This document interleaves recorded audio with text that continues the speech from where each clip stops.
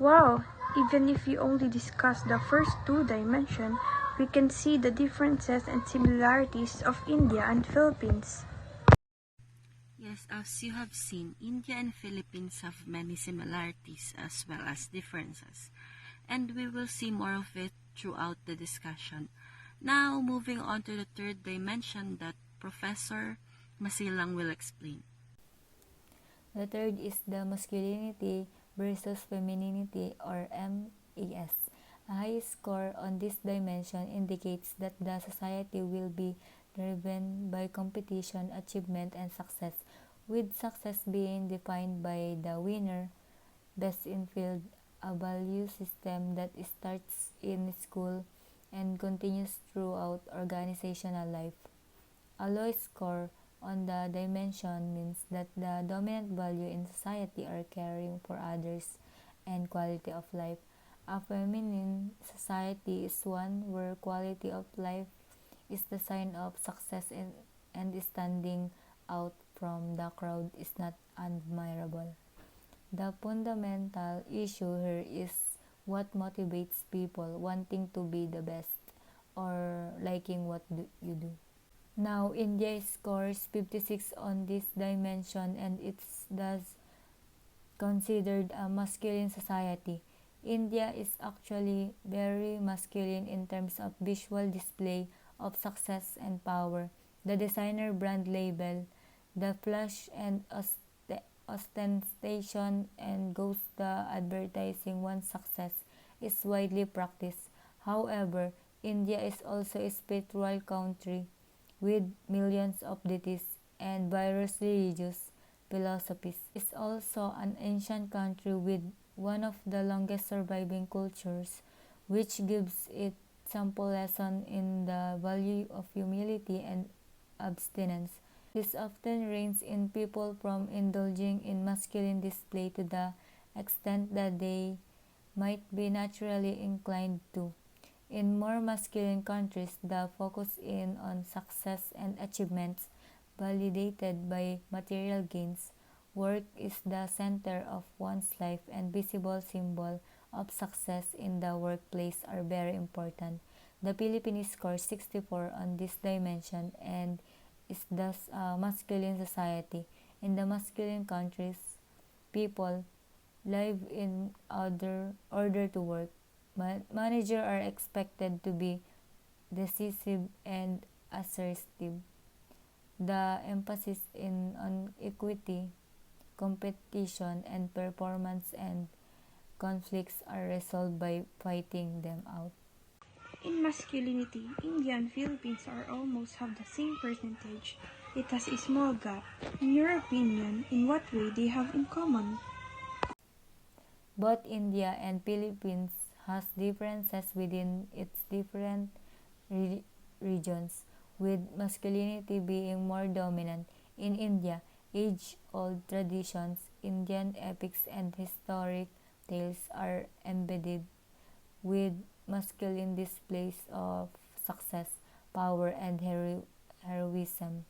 There is also a high competitive element in the current society where being the best is becoming a necessity, especially in education and employment. Work is abundantly spoken of in one of our religious books, the Bhagavad Gita, and we have Philippines, which is a very work-driven society. Where did we see this?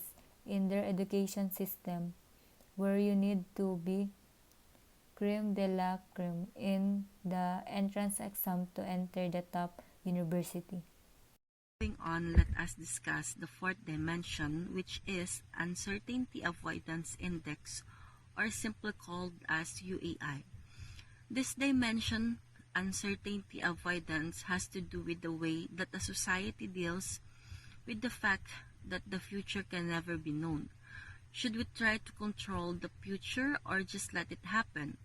This ambiguity brings in anxiety, and different cultures have learned to deal with anxiety in different ways.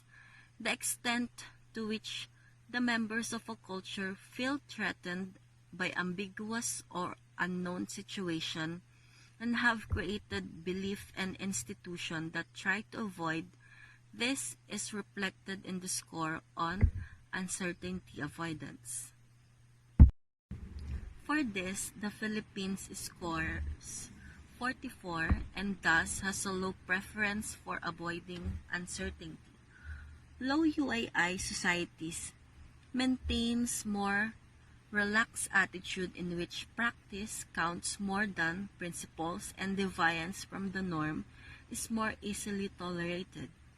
In societies exhibiting low UAI, people believe there should be no more rules than are necessary, and if they are ambiguous or do not work, they should be abandoned or changed.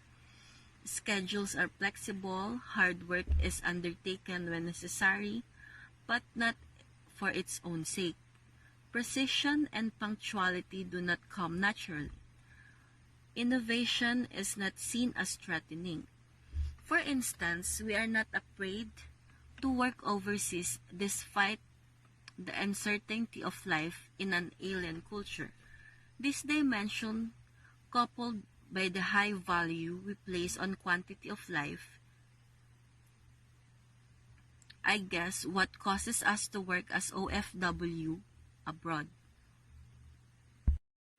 In India, scores 40 on this dimension and thus has a medium to low preference for avoiding uncertainty. In this country, there is acceptance of imperfections. Nothing has to be perfect, no one has to go exactly as planned. Traditionally, India is a patient country where tolerance for the unexpected is high. People in India generally do not feel driven or compelled to take action initiatives and feel comfortable when settling into established roles and routines without questioning.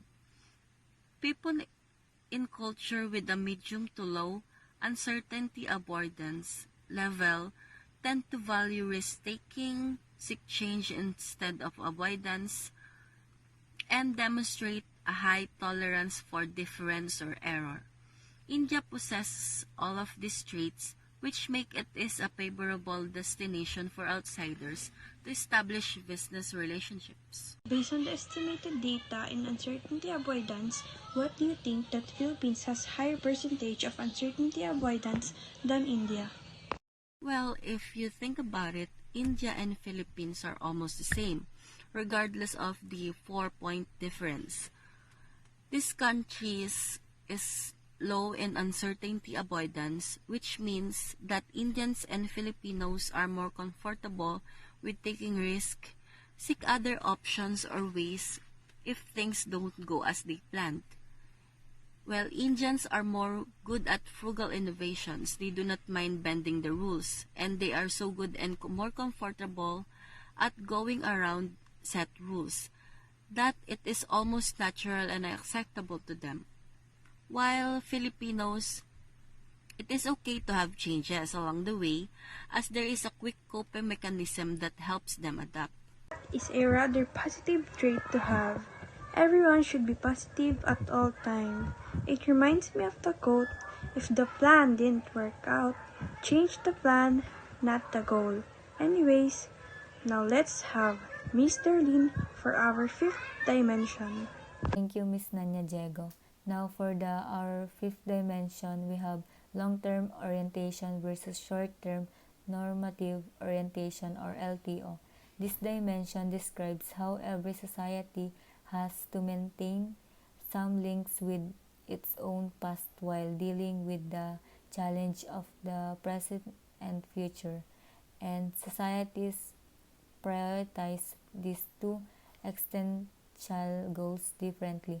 Normative, these societies which scores low on this dimension, for example, prepare to maintain time-honored traditions and norms while viewing societal change with suspicion.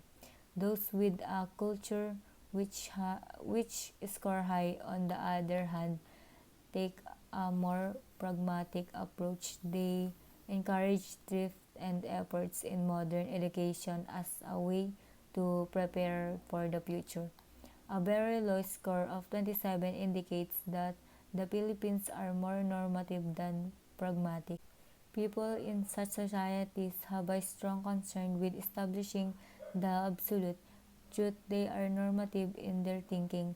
They exhibit great respect for traditions, a relatively small propensity to save for the future, and a focus on achieving quick results. With an intermediate score of 51 in this dimension, a dominant preference in Indian culture cannot be determined. In India, the concept of karma dominates religious and philosophical thought. Time is not linear and thus is not as important as to Western societies, which typically score low on this dimension. Countries like India have a great tolerance for religious views for all over the world. Hinduism is often considered a philosophy more than even a religion, an amalgamation of ideas, views, practice, and esoteric beliefs.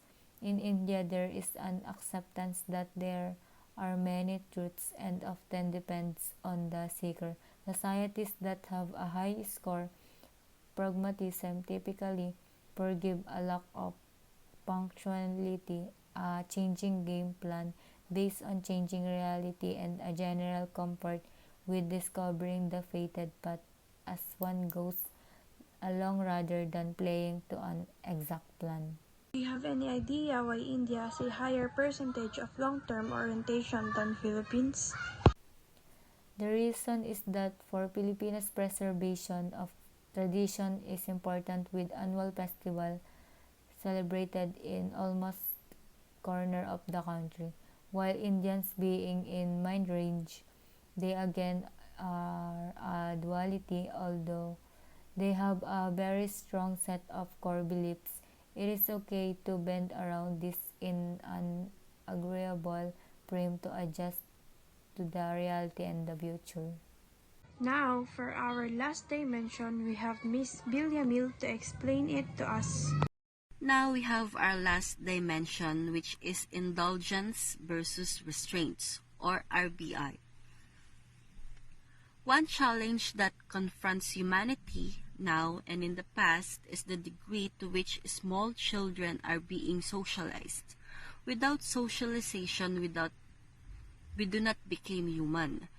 This dimension is defined as the extent to which people try to control their desires and impulses based on the way they were raised. Relatively weak control is called indulgence, and relatively strong control is called restraint. Cultures can, therefore, be described as indulgent or restrained. India receives a low score of 26 in this dimension, meaning that it is a culture of restraint.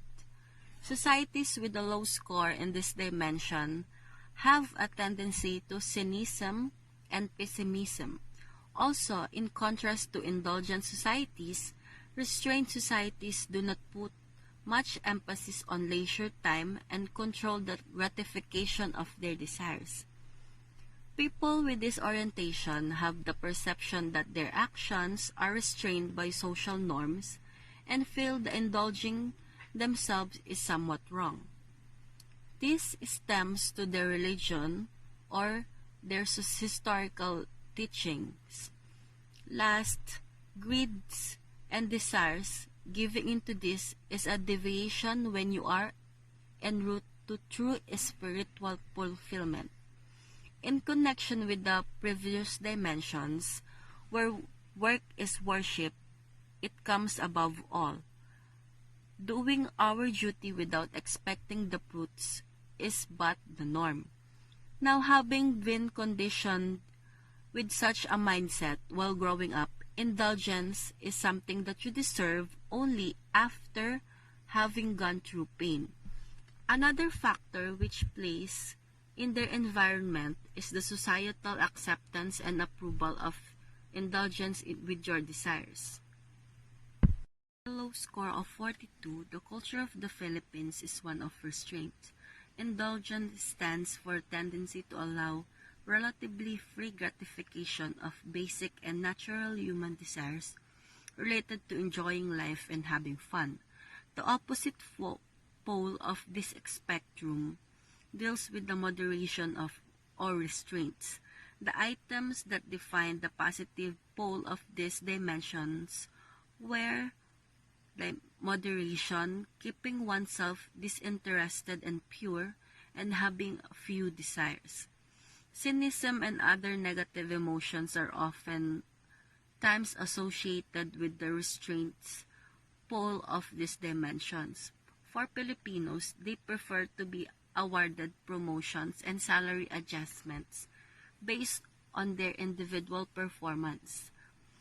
Filipinos' mindsets are gratification suppressed and regulated, expect materials or rewards for job well done.